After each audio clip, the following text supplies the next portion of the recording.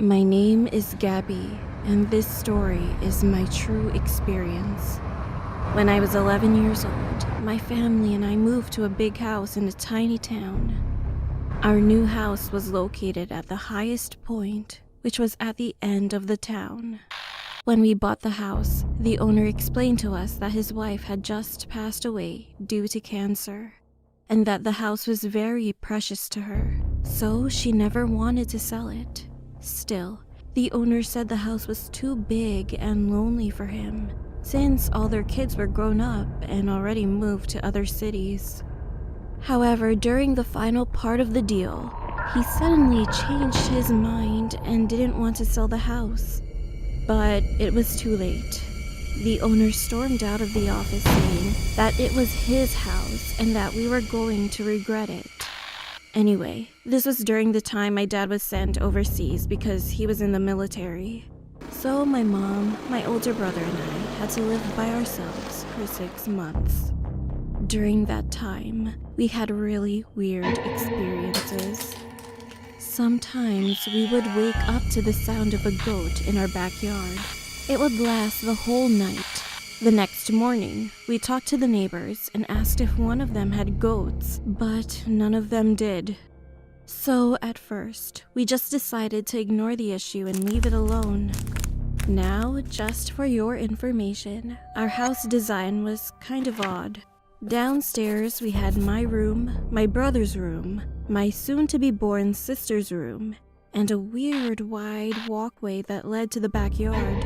And upstairs, we had a kitchen, living room, and my parents' room. The downstairs was underground, and the upstairs was technically the first floor.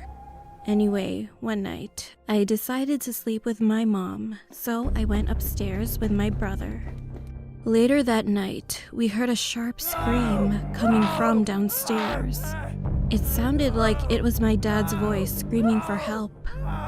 He was calling all of our names. My mom rushed out of the room and was ready to run downstairs. All of a sudden, she stopped at the top of the staircase and looked at us with a weird expression on her face. "But your dad is still in Colombia. How could he?" And the next thing I saw was my mom abruptly falling down the stairs. That moment was so horrible. It was like someone pushed her backwards before she was able to resist. My brother called the police and I ran down the stairs to check my mom and see if she was okay. We struggled to bring her up the stairs, but we managed to make it to her room. When the police and ambulance arrived, they took my mom to a hospital and left 2 officers with us that night. I was crying the entire night, and we were so afraid.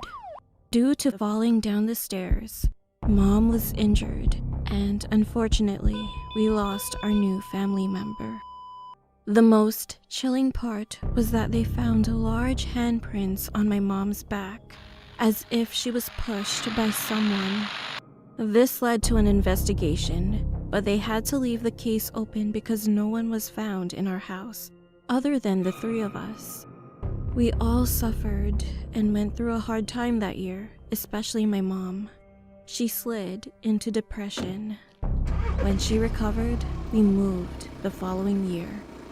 However, more things happened throughout the year, but not as bad as the previous one. Just footsteps, broken plates, or similar stuff to that. We put that house on the market when we left, but no one has contacted us. One thing is for certain. I hope that we never have to go back to that creepy house again. I really, really don't want to go back.